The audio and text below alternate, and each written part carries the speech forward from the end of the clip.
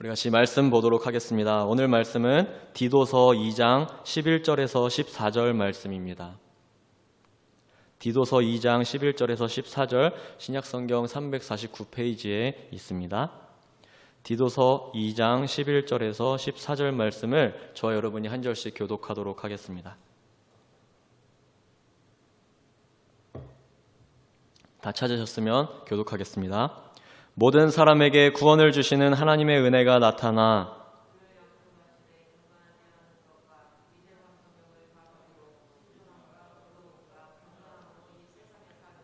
복스러운 소망과 우리의 크신 하나님 구주 예수 그리스도의 영광이 나타나심을 기다리게 하셨으니 대신하여 자신을 주심은 모든 불법에서 우리를 속량하시고 우리를 깨끗하게 하사 선한 일을 열심히 하는 자기 백성이 되게 하려 하심이라. 아멘. 네, 성탄절을 이틀 앞두고 어떤 말씀을 전해야 될까를 기도하면서 고민할수록 답은 한 가지뿐이었습니다. 물론 항상 매번의 설교들이 마찬가지겠지만 우리가 예수 그리스도에 대한 이야기를 나누는 것이 가장 중요하다고 생각이 되었습니다.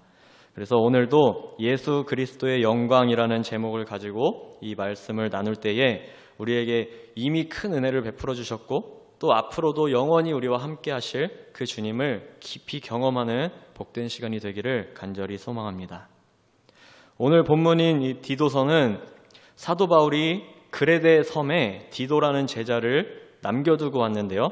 그 디도가 그 섬에서 성도들을 돌보고 목양하는 일이 결코 쉽지가 않았습니다. 그래서 그런 디도를 위로하고자 하는 차원에서 또 그 가운데 있는 어려움들, 예를 들면 거짓 선지자들이 출몰한다든지 또 그레데 섬에 살고 있는 그 사람들의 윤리적인 또 교리적인 미성숙한 삶의 모습이라든지 하는 것들을 보고 그들에게 바른 교훈을 잘 가르쳐라 라고 권면하기 위해서 이 디도서를 쓰게 되었습니다. 그래서 디도서 1장에서는 디도를 그 그레데 섬에 남겨두고 온 이유를 설명하고 또 그 섬의 문제들을 지적하고 있습니다. 그리고 뒤이어서 2장에 와서는 디도에게 이렇게 권면합니다. 디도서 2장 1절 말씀인데요. 함께 같이 읽어보도록 하겠습니다. 오직 너는 바른 교훈에 합당한 것을 말하여. 오직 너는 그 섬의 사람들이 어떻든지 그 땅에 어떤 거짓 교훈들이 퍼지든지 아니면 그 땅의 사람들이 어떤 윤리적인 미성숙한 모습을 가지고 있든지 어떤 말과 어떤 행동들로 너를 흔들든지 너는 거기에 흔들리지 말고 오직 너는 바른 교훈에 합당한 것을 말하여 그 섬의 성도들을 잘 가르쳐라 라고 하는 것입니다. 그러면서 오늘 본문은 아니지만 2절부터 해서 쭉 이어서 늙은 남자들에게 또 늙은 여자들에게 젊은 여자들에게 젊은 남자들에게 그리고 종들에게까지 총 5사람을 5부류로 나눠서 그들에게 뭐라고 가르치고 권면해야 할지에 대해서 구체적으로 기록하고 있습니다. 그런 뒤에 그 모든 그들에게 이렇게 권면해라 했던 그 모든 권면을 종합하고 교리적인 가르침을 말하는 것이 바로 오늘 우리가 읽은 본문의 말씀입니다. 이제 그 내용을 좀 살펴보도록 하겠습니다. 11절 말씀을 우리 다시 한번 읽어봤으면 좋겠습니다. 디도서 2장 11절 말씀 함께 읽겠습니다. 모든 사람에게 구원을 주시는 하나님의 은혜가 나타나. 모든 사람에게 구원을 주시는 하나님의 은혜, 그것이 여러분 무엇입니까? 바로 예수 그리스도께서 이 땅에 오신 그 성육신, 그 놀랍고 신비로운 성육신의 사건입니다. 하나님께서 사람을 구원하시기 위해서 사람의 모습으로 이 땅에 오셨습니다. 하늘 영광을 다 버리고 가장 낮은 이곳에 가장 낮은 이 땅에 오신 그 은혜를 말하고 있는 것입니다. 여기서 나타나라고 하는 이 단어는 헬라어로 에피파네이아라는 단어인데요. 눈에 보이지 않게 감춰져 있던 것이 보이게 된다라는 의미를 가집니다. 우리 눈에 볼 수 없었던 보이지 않았던 것이 보이게 된다는 것입니다. 그러면 여러분 하나님의 은혜가 나타났습니다. 하나님의 은혜가 보이지 않았다가 나타났습니다. 그러면 이 은혜는 없었던 은혜가 새롭게 생긴 것입니까? 그렇지 않습니다. 우리 눈에만 보이지 않았을 뿐 그 은혜는 항상 우리에게 있었습니다. 하나님의 뜻은 항상 우리를 향해 있었습니다. 죄인인 우리들을 구원하시기 위해서 태초부터 지금까지 하나님께서는 항상 은혜로 우리에게 역사하셨죠. 그런데 그 은혜가 드디어 우리 눈에 보이도록 나타났다라는 것입니다.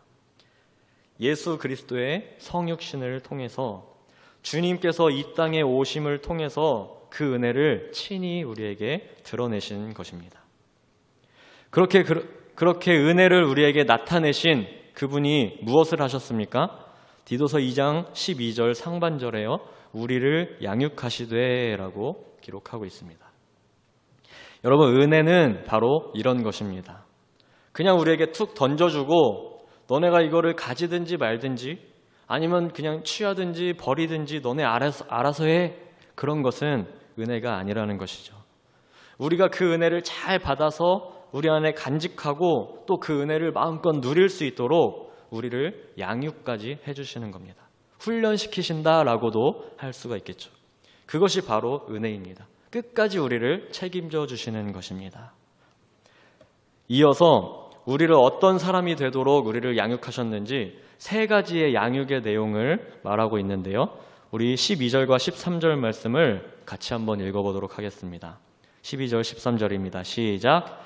우리를 양육하시되 경건하지 않은 것과 이 세상 정욕을 다 버리고 신중함과 의로움과 경건함으로 이 세상에 살고 복스러운 소망과 우리의 크신 하나님 구주 예수 그리스도의 영광이 나타나심을 기다리게 하셨으니. 여러분, 제가 세 가지 양육이라고 말씀을 드렸는데 그 세 가지가 무엇인지 아시겠습니까? 첫째는 경건하지 않은 것과 이 세상 정욕을 다 버리고 라는 것입니다. 둘째는 신중함과 의로움과 경건함으로 이 세상에 살고, 그리고 세 번째로는 구주 예수 그리스도의 영광이 나타나심을 기다리는 것. 정욕을 다 버리고 이 세상에 살고 주님 오실 날을 기다리는 것. 여러분, 정욕을 다 버린다라는 것이 무엇입니까? 주님께서 자주 말씀하셨던 날마다 자기를 죽여라 라는 말과 동일하다고 생각합니다. 신중함과 의로움과 경건함으로 세상에 살고, 이것은 무엇입니까? 자기 십자가를 지고 예수님을 이런 마음으로 따라 사는 삶을 말하는 것입니다. 그리고 예수 그리스도의 영광의 나타나심을 기다리는 것은 무엇입니까? 주님께서 언젠가 다시 오셔서 이 온 땅을 심판하시고 모든 것을 회복시키시는 그날, 그 하나님 나라가 이 땅에 완성되는 그 마지막 날을 소망하며 기다리는 삶입니다.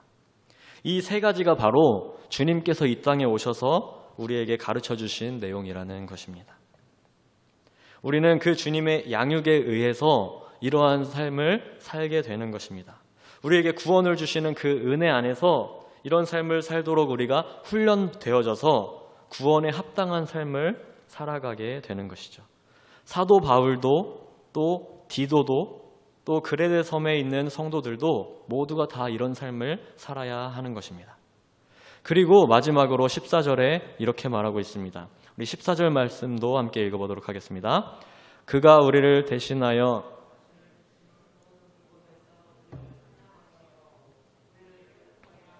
선한 일을 열심히 하는 자기 백성이 되게 하려 하심이라. 아멘. 여러분, 이 말씀을 방금 전에 보았던 바로 위에 12절, 13절과 연결시키면 어떻게 될까요?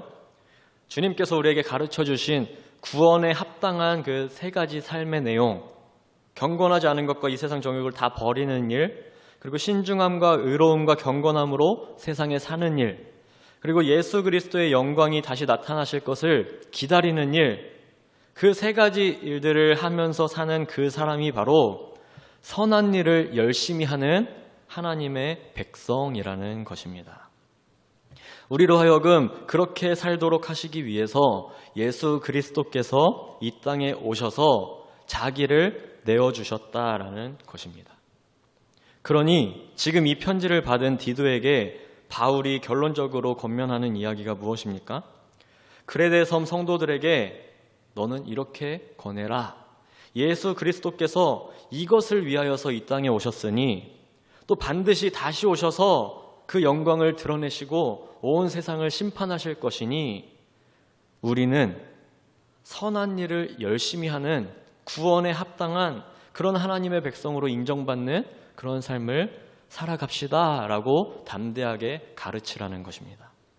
누가 뭐라고 하든지 어떤 문제가 생기든지 거기에 흔들리지 말고 너는 그 섬의 성도들에게 오직 이것을 가르치고 권위를 가지고 그렇게 하지 않는 사람들을 책망하라 라고 15절에 말을 하고 있습니다. 여러분, 선한 일을 열심히 하는 하나님의 백성이 다 되시기를 소망합니다. 예수님의 가르침을 따라서 예수님의 양육을 받은 우리들은 반드시 이러한 삶을 살아야 하는 것입니다. 이것은 선택이 아니라 구원받은 하나님의 백성으로서의 당연한 삶의 모습입니다. 우리 모두 그렇게 살 수 있기를 간절히 소망합니다. 그런데 여러분, 여기서 말하는 이 선한 일이라는 것이 구체적으로 무엇일까요? 과연 무엇이 선한 일이고 어떻게 사는 것이, 어떻게 하는 것이 선한 일을 행하는 것일까요?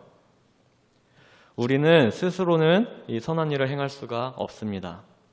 왜냐하면 선한 일이 무엇인지조차도 우리는 제대로 알지 못하기 때문입니다.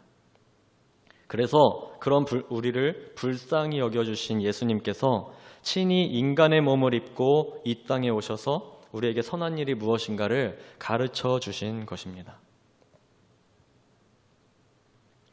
여러분, 신약시대, 즉 예수님과 이 바울이 살던 이 시대에는 로마인이나 그리스인들 또 헬라인들 사이에서는 지적인 어떤 사유, 생각하는 것, 지혜 이런 것들을 가장 으뜸으로 여겼던 시대입니다. 그래서 그들은 육체의 노동, 이 손으로 하는 일들에 대해서는 무시하고 굉장히 깔보고 얕보았습니다. 그런데 하나님을 섬기는 유대인들은 그들과 달랐습니다. 유대인들은 육체로 하는 이 일들, 손으로 하는 이 일들을 하나님께서 주신 일이라고 믿고 그 일에 최선을 다했습니다. 출애굽기 20장에 보면 10계명을 주시는데요. 그 중에 일부를 제가 읽어드릴 테니까 여러분 화면을 보시면서 눈으로 따라오시기 바랍니다. 8절부터 11절까지의 말씀을 읽어드리겠습니다. 안식일을 기억하여 거룩하게 지키라. 엿새 동안은 힘써 내 모든 일을 행할 것이나 일곱째 날은 내 하나님 여호와의 안식일인즉 너나 내 아들이나 내 딸이나 내 남종이나 내 여종이나 내 가축이나 내 문 안에 머무는 객이라도 아무 일도 하지 말라. 이는 엿새 동안에 나 여호와가 하늘과 땅과 바다와 그 가운데 모든 것을 만들고 일곱째 날에 쉬었음이라. 그러므로 나 여호와가 안식일을 복되게 하여 그날을 거룩하게 하였느니라. 여러분, 사실 이 본문은 안식일을 잘 지키라는 본문입니다. 그렇지만 주님께서 너희는 안식일을 거룩하게 지켜라 하면서 덧붙이신 말씀이 무엇이었습니까? 엿새 동안은, 6일 동안은 힘써 내 모든 일을 행하라 하는 것입니다. 유대인들은 이 노동이라는 것을 죄의 결과로 주어진 어떤 악한 것이라고 생각하지 않았습니다. 오히려 이 말씀을 근거로 창조의 결과라고 여겼던 것이죠. 너희들 죄를 지었으니까 6일 동안 뼈 빠지게 열심히 고생하고 일해라 하신 것이 아니라 내가 엿새 동안 일하고 일곱째 날에 쉬었으니 너희도 엿새 동안은 힘써서 일해라 라고 하셨다는 겁니다. 그래서 유대인들은 이 노동이라는 것, 손으로 하는 일에 대해서 이것을 하나님의 백성이라면 당연히 해야 하는 종교적인 의무, 즉 하나님의 말씀이라고 여겼습니다. 심지어는 탈무드에서는 자기 아들에게 손으로 하는 일을 가르치지 않는 사람은 도둑질을 가르치는 것이다 라고 할 만큼 손으로 하는 노동에 대해서 필수적이고 대단히 가치 있는 것으로 여겼다는 것입니다. 여러분들이 잘 아시는 대로 사도 바울 또한 유대인이었기 때문에 그가 선교 사역을 감당하는 동안에도 계속해서 그가 천막 만드는 일을 했지 않습니까? 어려서부터 그런 일을 배웠던 것이죠. 그러면 여러분, 예수님께서는 어떤 노동을 하셨습니까? 예수님은 목수의 아들로 태어나셔서 그 같은 일을 하셨습니다. 헬라어로는 이 직업을 테크톤이라고 하는데요. 이 단어는 목수라고 우리가 흔히 알고 있지만 목수뿐만이 아니라 나무나 돌을 가지고 일하는 사람이라는 뜻입니다. 즉 닭장에서부터 큰 집에 이르기까지 그 모든 것을 만드는 사람들을 다 총체적으로 아우르는 단어가 이 테크톤이라는 단어입니다. 예수님께서도 힘들고 어렵고 귀찮은 일일 수 있지만, 하기 싫은 일일 수 있지만 하나님의 말씀을 따라서 목수의 일을 열심히 하셨다는 것입니다. 제가 한 가지 그림을 여러분들께 소개해 드리려고 합니다. 존 스토트 목사님의 책에서 소개된 그림인데요. 지금 화면이 잘 보이시나요? 홀맨 헌트라는 사람이 그린 죽음의 그림자라는 그림입니다. 그림을 보시면 예수님께서 목수 일을 열심히 하시다가 잠깐 기지개를 켜시는지 허리가 아프셨는지 모르겠지만 팔을 쭉 펴면서 이렇게 일어나 계십니다. 그런데 그 뒤에 벽을 보면 어떤 그림이 연상이 되십니까? 마치 예수님의 그림자와 또 벽에 걸려있는 저 연장들이 십자가에 못 박히신 예수님을 연상시키고 있습니다. 그 옆에 있는 마리아도 그 그림자를 보고 깜짝 놀라는 듯한 모습이죠. 여러분, 물론 이것은 후대의 홀맨 헌트라는 사람이 나중에 상상해서 그린 창작물에 불과하겠지만요. 다른 사람들은 다 몰라도 이렇게 목수일을 열심히 하셨던 이 예수님만큼은 이미 앞으로 자기가 어떻게 되실지 자기의 운명을 알고 계셨다는 것입니다. 예수님의 삶은 처음부터 분명한 목표, 그 한 가지 목표를 가지고 시작되었으며 단 한 번도 어긋남 없이 철저하게 그 목표를 따라서 달려가는 삶을 사셨습니다. 그 목표가 무엇입니까? 십자가에 달려 죽으심으로 사람을 구원하시는 것. 여러분, 예수님의 삶은 처음부터 끝까지 그 십자가 죽음을 향해 달려가는 삶이었습니다.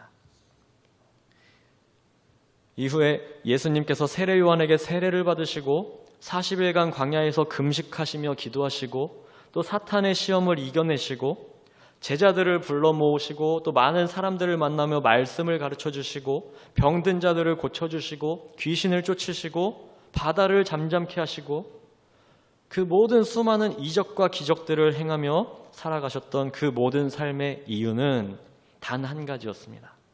하나님의 말씀을 따라서 십자가의 죽으심으로 사람을 구원하기 위함. 예수님은 처음부터 끝까지 오로지 그 한 길만을 걸으신 것입니다. 바로 십자가의 길입니다. 하나님의 말씀을 따라서, 하나님의 뜻을 따라서 자기의 모든 것을 내어주시기까지 순종하셨습니다.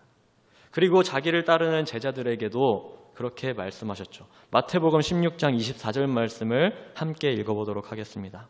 함께 읽겠습니다. 이에 예수께서 제자들에게 이르시되 누구든지 나를 따라오려거든 자기를 부인하고 자기 십자가를 지고 나를 따를 것이니라. 여러분, 예수님을 따르는 제자들, 그리고 지금 그리스도인이라고 칭함을 받는 모든 사람들, 곧 예수님과 하나 되어서, 예수님과 연합하여서 하나님의 백성이 되었다고 인정받는 우리 모두는 다 자기를 부인하고 자기 십자가를 지고 예수님께서 걸어가신 그 길을 따라가야 하는 것입니다. 하나님의 말씀을 따라서 묵묵히 예수님께서 걸어가셨던 그 길을 이제는 그의 백성된 우리들도 오늘 디도서 본문 읽었던 것처럼요, 세상 정욕들을 다 버리고 자기를 부인하고 자기 십자가를 지고 신중함과 의로움과 경건함으로 하나님의 말씀을 따라서 좁고 협착한 그 십자가의 길을 끝까지 따라가야 하는 것입니다. 여러분, 선한 일이 무엇입니까?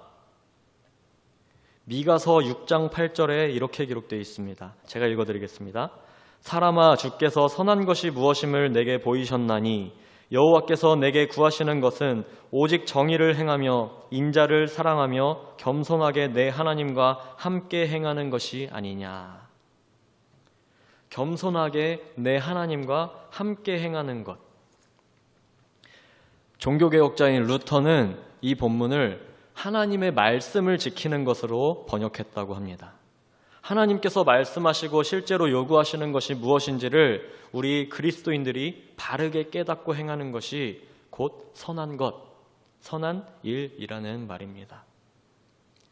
이제 이런 이해를 가지고 오늘 디도서 본문의 14절 말씀을 다시 읽어보면요. 눈은 14절 말씀을 보시고 귀로는 제가 말씀드리는 것을 들어주시기 바랍니다.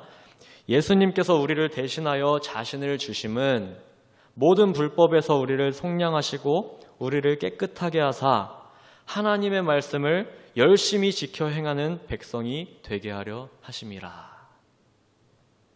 여러분, 오직 하나님의 말씀을 따르는 것이 바로 선한 것입니다. 예수님께서는 우리가 그 일에 열심히 행하기를 원하십니다. 자기를 내어주시기까지 우리가 그렇게 하나님의 말씀을 따라서 겸손히 하나님과 함께 행하도록 하시기 위해서 십자가에 기꺼이 죽어주셨습니다. 언젠가 제가 창세기 40장의 이야기를 나눴던 적이 있는데요. 마침 지난주 수요일에도 우리 김준영 목사님께서 이 본문을 잠깐 이 본문을 말씀하셨었습니다. 요셉이 감옥에 있을 때 바로의 술 맡은 관원장과 떡 굽는 관원장, 두 명의 관원장을 만나게 됩니다. 그 둘은 바로를 가까이에서 보필하는 영광스러운 직책에 있었던 사람들입니다. 그런데 어떤 범죄를 함으로써 감옥에 갇히게 되었죠. 그리고 둘은 각자 꿈을 꾸게 됩니다. 그 꿈의 내용을 요셉에게 말해주고 요셉이 해몽해주는 본문입니다. 먼저 술 맡은 관원장의 꿈을 듣고 요셉이 이렇게 해몽했습니다. 우리 40장 13절 말씀, 창세기 40장 13절 말씀을 함께 읽어보겠습니다. 시작. 지금부터 사흘 안에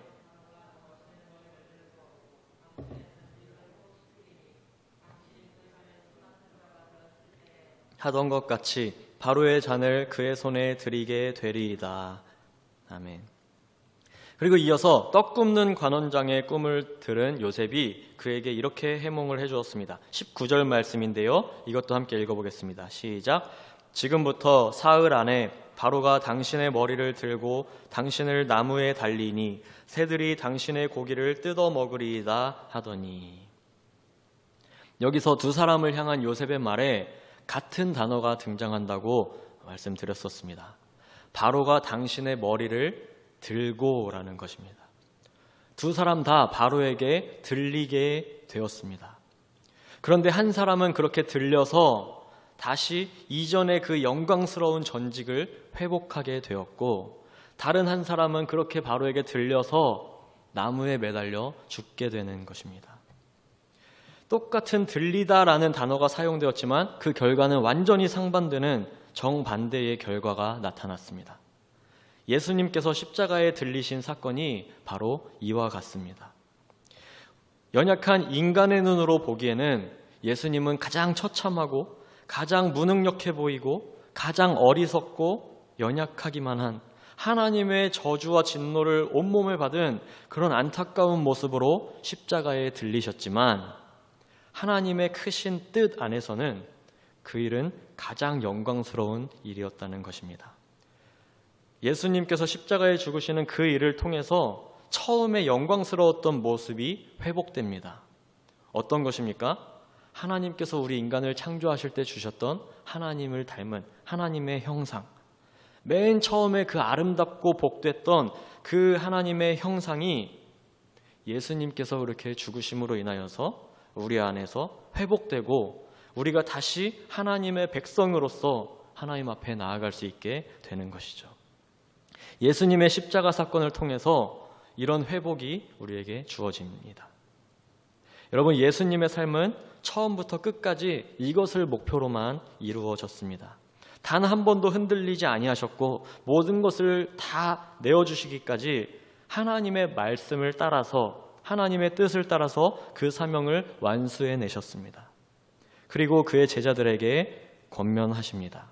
너희가 나의 제자가 되려거든 자기를 부인하고 자기 십자가를 지고 내가 걷는 이 길을 따라 걸으라. 예수 그리스도와 온전히 연합하여서 하나님의 말씀을 따르셨던 그분의 인품과 그분의 삶과 그분의 가신 그 모든 길을 따르라는 것입니다. 이것이 바로 선한 일을 열심히 하는 하나님의 백성의 삶입니다. 사도 바울은 그것을 잘 알았던 것 같습니다. 사도 바울이 디모데에게 했던 말이 여러분 기억나십니까? 디모데 후서 4장 7절과 8절 말씀인데요. 우리 함께 읽어보도록 하겠습니다. 시작. 나는 선한 싸움을 싸우고 나의 달려갈 길을 마치고 믿음을 지켰으니 이제 후로는 나를 위하여 의의 면류관이 예비되었으므로 주 곧 의로우신 재판장이 그날에 내게 주실 것이며 내게만 아니라 주의 나타나심을 사모하는 모든 자에게도니라. 아멘. 여러분, 선한 싸움을 싸웠다는 겁니다. 사도 바울이 하나님의 말씀을 따라 살기 위해서 정말 수많은 고난과 역경들, 온갖 생사를 넘나드는 모든 문제들을 다 이겨내고 지금까지 주님의 길을 충실하게 따랐기 때문에 이런 고백을 할 수 있었던 것이죠. 나는 그 선한 싸움을 잘 싸웠으니 이제는 내게 의의 면류관이 준비되어 있다. 그리고 자기뿐만이 아니라 주의 나타나심을 사모하는 모든 자. 오늘 본문 디도서 본문에도 이 말씀이 비슷하게 나오지 않습니까? 주의 나타나심을 사모하는 모든 자에게도 그 의의 면류관이 준비되어 있는데 오늘 13절에 어떻게 되어 있습니까? 13절 하반절인데요. 구주 예수 그리스도의 영광이 나타나심을 기다리게 하셨다. 여러분, 예수 그리스도의 은혜로 양육을 받은 우리의 삶의 모습입니다. 말씀을 마무리하겠습니다. 우리 주님은 반드시 이 땅에 다시 오실 것입니다. 우리는 그날을 기다리고 소망하는 자들입니다. 예수 그리스도가 영광으로 이 땅에 다시 나타나시는 그때에 우리 성도들은 선한 싸움을 잘 싸운 하나님의 백성으로 인정받고 우리를 위해서 예비해 주신 그 의의 면류관을 가지게 되는 것입니다. 우리도 주님의 그 위대하신 영광을 함께 나누게 되는 것이죠. 여러분 잘 아시는 말씀인데요. 주님께서 이 땅에 첫 번째로 오셨던 그 일이 하늘에서는 영광이요 땅에서는 기뻐하신 사람들 중에 평화로다. 하늘에는 왜 영광입니까? 그 주님께서 이 땅에 오셔서 십자가의 길을 묵묵히 걸으시고 결국 그 십자가에 죽으시기까지 그분이 하셨던 그 모든 삶을 통하여서 온 인류가 구원을 받고 하나님의 형상이 회복되어서 하나님의 뜻이, 하나님의 말씀이 이루어지기 때문입니다. 그것이 하늘에는 영광이요 땅에서는 기뻐하심을 입은 사람들 중에 평화입니다. 이와 마찬가지로 우리 주님이 두 번째로 이 땅에 다시 오실 때에는 첫 번째 오셨던 그 영광보다 비교할 수 없는 훨씬 더 큰 영광으로 천군 천사와 함께 온 만물을 호령하시는 위대한 왕의 영광으로 우리에게 나타나시게 될 것입니다. 궁극적인 하나님 나라의 완성, 이 땅에 하나님의 나라를 세우고자 하셨던 그 계획의 끝, 모든 하나님의 말씀이 다 이루어지는 모든 악한 것들은 다 무너지고 주님과 주님의 백성들만이 남아서 가장 영광스럽고 복된 삶을 살게 될 그 하나님의 나라, 또 그 예수 그리스도의 영광. 여러분 그날을, 그 영광의 날을 고대하며 이 땅에서 선한 일을 열심히 살아가는 하나님의 백성들이 다 되시기를 간절히 소망합니다.